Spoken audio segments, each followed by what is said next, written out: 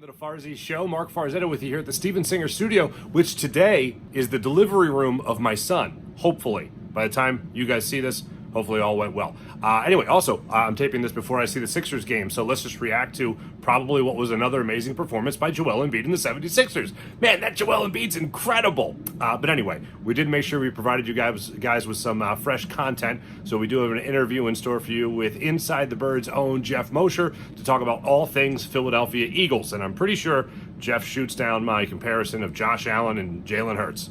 Enjoy. Have a great day, everybody. See ya.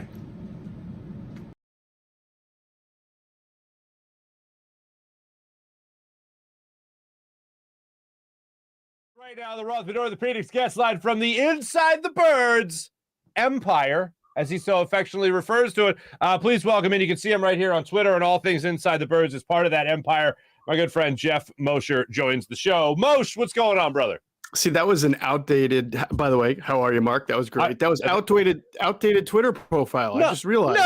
No. Did you not hear about or see about online last week, my experience seeing an eagle on the side of the road in my neighborhood? Did you not see that? I totally saw that. And you have since changed? Yeah, my Twitter picture now, the long horizontal one, is a picture of that eagle just like majestically standing over some like dead fox or something that it was picking on the side of the road. That's amazing. It is, yeah.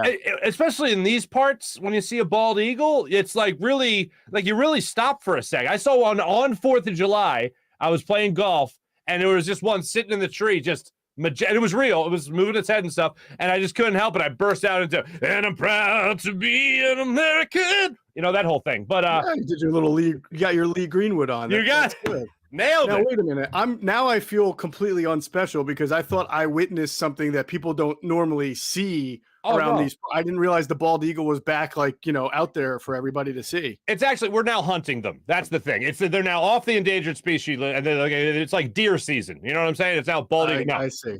No, I just pissed off so many PETA people.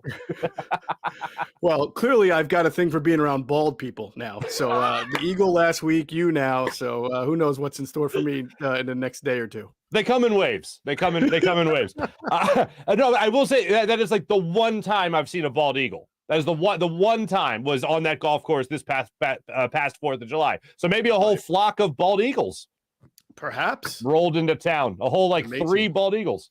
Well, I'm just amazed that I got that close to be able to get a picture of it, just like looking at me while it was, conquering its roadkill. So that was pretty cool. I've been playing with this. This is perfect time. Hold on, let me just.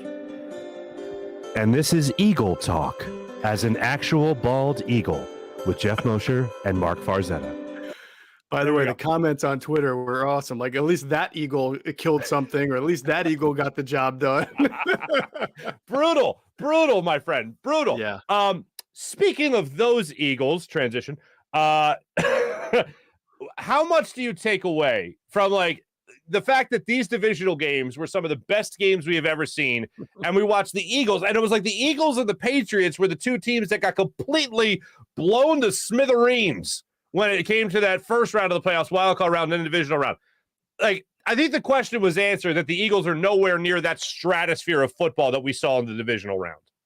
Yes, I think the very popular take the Monday after those 4 games was, oh my God, the Eagles are nowhere near in the caliber of those teams. And that's fair. It's factual. However, it's not like the Bengals a year or two ago were looked at as a team that was this close to winning a Super Bowl. They got the quarterback, had a pretty decent year, then he tore up his knee, and then they come back and defy a lot of expectations for this year. So the Eagles were 5-11 Andy's first year. They didn't look anything like a playoff team. By year 2, playoff team, right? So, and well on their way. So the point of that is, yes, you can be far away. It doesn't mean that you're going to be bad for the next 5 or 6 years. But I do believe that the point of the weekend is you either really should have an elite quarterback or you should have an elite coach. And if you have both, you're amazing. Mm-hmm. And that's exactly what Kansas City did to Buffalo, showed how amazing that they were. You ain't kidding, man. Now, I at no way, shape, or form can put at any point in their careers, especially Patrick Mahomes, I can't put Jalen Hurts next to Patrick Mahomes and go, oh, well, maybe he'll develop into this. But one thing I did take away from that game was Josh Allen. Josh Allen, in no way, shape, or form, in his first 2 years in the NFL, took the league by storm, looked like somebody that was really going to be something incredible, but he came into the league with athleticism and got a lot better at his passing game. Jalen Hurts is somebody that is very athletic, and I'd like to see get a lot better at his passing game. Are there any comps there? I mean, I see a guy that in Josh Allen improved upon a lot of stuff, came in with more tools, no doubt. That's why he was a 7th overall pick. But I look at a guy like that improved that part of his game and say, Jalen Hurts, if you can look at him as a model, that might be a good example for you. I mean, no, not there. Okay. No, only because the physical attributes that Josh Allen has are so unique and elite that I don't think Jalen Hurts can or will ever have. And by the way, you don't have to. I don't think Tom Brady has as good of an arm or can run like Josh Allen. He's just a rare breed. That doesn't mean Jalen Hurts can't get better. It doesn't mean Jalen Hurts can't use athleticism and continue to implement that into what he does. But it's almost like basically you can take every quarterback who's not Josh Allen and say, hey, if this guy improves, can he be Josh Allen? No, they cannot. But they can be better versions of themselves, and that could be enough to get you where you want to go if that happens. Mm-hmm. See, that's exactly why I normally stay away from comps. But I just couldn't help myself. I was like, and numbers-wise, if you look at their numbers, their first 2 years in the league, they're oddly similar. But when it comes to Jalen Hurts, I know everyone is saying the same thing.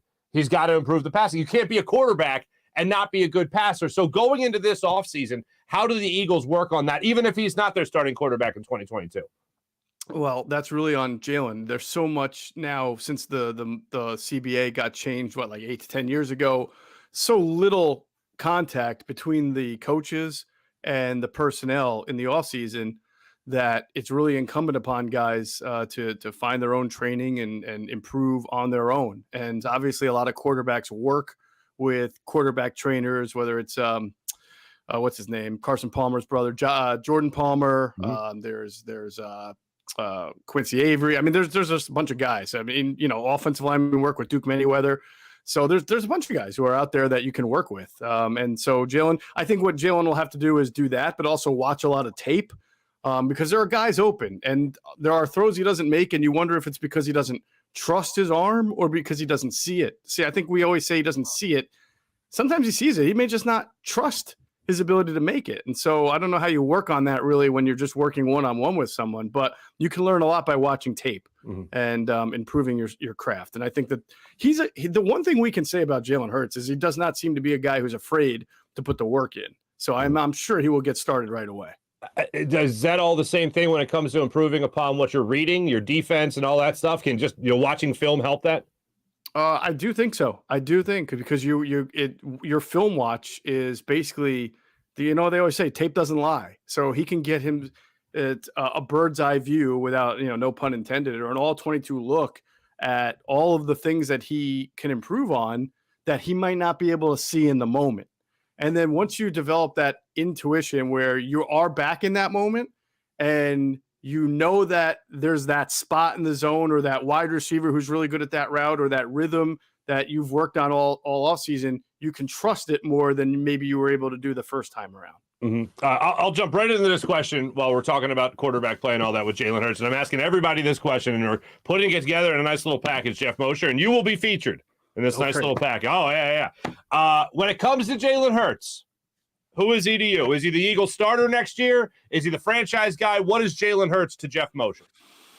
Oh, that's a great question. I do think the Eagles will look to try to see if they can get a much better veteran quarterback. All the names we've discussed before, so I'm not going to repeat them all. You know who they are. Right. At the end of the day, I think it's going to be very difficult to be able to bring that kind of a guy in based on availability. And so I imagine Jalen Hurts is going to be their quarterback next year. I feel pretty confident that would be the case if they can't land one of these big guys. After 2022, then it becomes a lot less clear to me what they're going to do. Mm-hmm. This is a franchise that tells you they are hell-bent on having an elite, dynamic passing game. And if they don't see that next year, if they're still running the ball more than passing the ball, Jalen Hurts will not be the quarterback the year after. After in 2023. Gotcha. So it is funny though, because when I look at it, like, I know I'm going to say the names real quick, just Russell Wilson and Aaron Rodgers. It's like, what teams in the NFL, like the vast majority? Well, wait, hold on. You're telling me we could get Aaron Rodgers? Wait, hold on. You're telling me we could get Russell Wilson? It's like, how many teams? It's got to be like 75% of the teams in the league, if not 80% of the teams are telling me, oh, wait, we can get those two guys? Oh, yeah, to hell with whoever we have. Bring those guys in. That's almost like a big compliment to Jalen Hurts. Yes, supply and demand law is not going to be very helpful for the Eagles here, except for the fact that they have more assets than most teams to give up. But then you get into that, well, if I give up all these assets and I don't have a very strong team because of it, am I basically bringing in a quarterback who's going to put up a lot of nice stats and then lose in the first or second round of the playoffs? Mm-hmm. Right, exactly. So that's what you got on Jalen Hurts. I appreciate you answering that question. We'll put that in a nice little vignette for everybody. Now we move on to the head coach, Nick Sirianni. You're going to cut like 75% of that, and it's just going to be me going, I do not believe Jalen Hurts will be the quarterback in 2023. Then I'm going to get everybody on Twitter roasting the crap out of me because so I already know what's coming. I know. Yeah, no. I'm just gonna freeze frame you right now, and I'm gonna cut the mouth out of the picture, and I'm just Jalen Hurts sucks. Everybody sucks. Yeah, and then that'll be Geoff Mosher coming in with the piping hot takes. Yeah. But we saw a ball. That's only because you don't have a good expensive enough technology to do that. What's that called? That they did to Tom Cruise, the dark CGI green screen. No. Where they take like it looks like you, and then they make, what's it called? When they're almost taking your image, CGI, and doctoring it. Maybe Photoshop. It's called that. I thought there was another word for it, like dark chroma key. Sure, that's what you're gonna do to me. Dark something. Dark something. I don't know. I'll look it up. Dark with the dark web. That's what it is. It's like, the dark web's got them Eagles. Anyway. Deep fake. That's what it is. Deep fake. You're going to deep fake me. Yes. Deep fake. Yeah, something like that. Just use Derek Jeter's face if you're going to deep fake me, please. All right. Thanks. Now that you mention it, I see it. Nick Sirianni. All right. Another first-year head coach, first-year play caller, all that stuff. I thought he was the most impressive thing about the regular season. What does he need to improve upon as a play caller, as a head coach going forward? Man, that's a tough one. I only say it's tough because I yet don't know who he is and what his scheme is. I feel like he had to play a different style of football than he'd ordinarily like to play over the last 2 months of the season. And I'm kind of curious to see if he goes into next year thinking that's how we're going to win, or I've got to open up this offense a little bit and have my quarterback make more plays in the passing game. But he's clearly got good leadership skills. His team rallied around him. That's good. I just think that right now we don't know how much of a schemer he really is, like how special in that regard he is. Kyle Shanahan, we know, is he's actually stinks at game management and analytics, but he's a hell of a schemer because he gets guys open and productive. Same thing with Andy Reid. But I don't know enough about Nick Sirianni from an X's and O standpoint. Here's one thing that really bothered me. I don't know how many times it was this season, but it was like they asked him about Devontae Smith, or they asked him about the deep ball, or they asked him about this, that, or the other playbook. And it would be right after the game, and he would say, "Oh yeah, well they took that away." And it was like, well, okay, well, what was the move after they took it away to try to get it back? Because I see all these other teams who have really good players, and they take it away, and then somehow in the second half they make an adjustment. Next thing you know, Cooper Kupp's wide open down the middle of the field, something like that. So that's one thing I know I'd like to see. Like, if you look at his scheme and look at his game plan, does that just come back to his personnel, where he feels like it's too easy to take something away and he can't make that adjustment? I think it's a very valid question, and I think it's a fair question. There have been times where you've watched the Eagles and see that the play calls work. It's just that the function of the offense or the quarterback or the running back or whoever just didn't make it work. So that it's good that you saw guys open, right? And so then you wondered about the other part of the coaching. Like, are you not getting through to certain guys? They were a very heavily penalized team for the first 5 or 6 weeks. Then they found their way.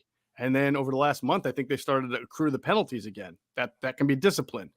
Talent development. I think between Sirianni, who played wide receiver, Patullo, his passing game assistant, who was a wide receiver and quarterback, and then Aaron Moorhead, who was both a college and NFL wide receiver, I think you thought that wide receiver play outside of Devontae Smith was going to be improved this year. Now, Quez Watkins was improved, but altogether, not so. And Jalen Reagor obviously took a step back, and Arcega-Whiteside never did anything differently to make you think that he was going to be a player in that regard. And here we are in the offseason talking about wide receiver again, and how are they going to make that better? So talent development, I think, is also something that we questioned in the Doug Peterson regime, and we still have to find out about in the Nick Sirianni regime.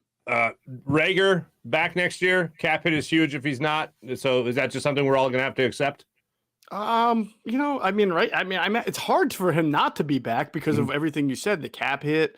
But here's the thing. If they wind up bringing in a wide receiver, if they sign a veteran wide receiver, or if they draft one, they've already said Devontae's 1 and Quez Watkins was 2. And if they bring in someone better than Quez, then Quez becomes 3 and Jalen becomes 4.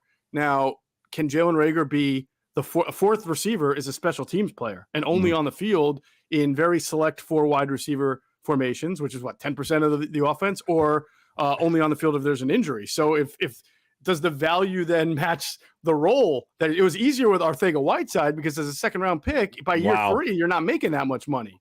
So what I said in the podcast Inside the Birds, I said I think both sides need to take 2 weeks, decompress, maybe meet in the offseason and kind of figure out. I think the Eagles need to be transparent with their plans of what they plan to do at wide receiver and talk with Jalen and feel like, are you still on board with us no matter what role you got? Or are you going to be disappointed? I mean, what are we going to do here? And figure all that out. So I wouldn't guarantee that he's going to be back. I think it's likely, but they may find that they don't want to pay. They'll take the cap hit, not pay the money that they are owing him to play 4 or 5, 4th or 5th wide receiver. Last thing for you, as far as that whole wide receiver thing goes, or excuse me, as far as the whole quarterback situation goes, the Eagles obviously have 3 first-round picks coming up. I don't think that they're going to take 3 players in the first round. That's a lot. Speaking of money, that's a lot of money.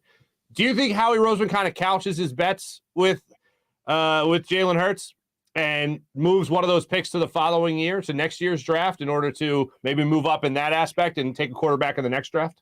I absolutely think it's possible. I would actually think it would be probable. I agree with you that it's more unlikely than likely that they use 3 first-round picks. Now they may package 2 to move up a little bit for a more elite prospect, pass rusher or a cornerback or something. But I agree with you that you always have to keep in mind, based on their history, that they may try to swap that pick to somebody who wants to move up for maybe in that area for a quarterback and then get themselves a future first-rounder, thinking that maybe the quarterback class might be a little bit better in that time than this time. Who do you like this weekend, my friend? I like Kansas City, and I like the Rams. Okay. I was 3 for 4 this past weekend. So we're really okay. Yeah, that block punt in Green Bay kind of screwed me over in more ways than one. But anyway, I don't think you're far off. I think that's a very exciting Super Bowl. Ladies and gentlemen, check them out at this updated. We'll get it updated eventually. This updated Twitter profile. Just picture an eagle there in the background. You just love America. You got the American flag back there in this old one, and then you got a bald eagle in the one now. Look at that. Yes, absolutely. By the way, America. Everyone we've had on since you referenced it as the Inside the Birds Empire, we've had Kaplan on, we've had Vaught on, we've had Quentin Michael on. I only refer to it now as the Inside the Birds Empire. It's the perfect name for it. You guys got everything. Yeah, they've all kissed our ring, so that's important. Exactly. And we're actually going to expand even more so this offseason. So I look forward to listen, it's like Puffy out here, man. Can't stop, won't stop. We're just going to be inundating everybody with Inside the Birds content as we go forward. Fantastic. Ladies and gentlemen, you know him, you love him. Penn State alum, proudly, my good friend Geoff Mosher. Moshe, thanks, brother. All right, brother. Have a good one.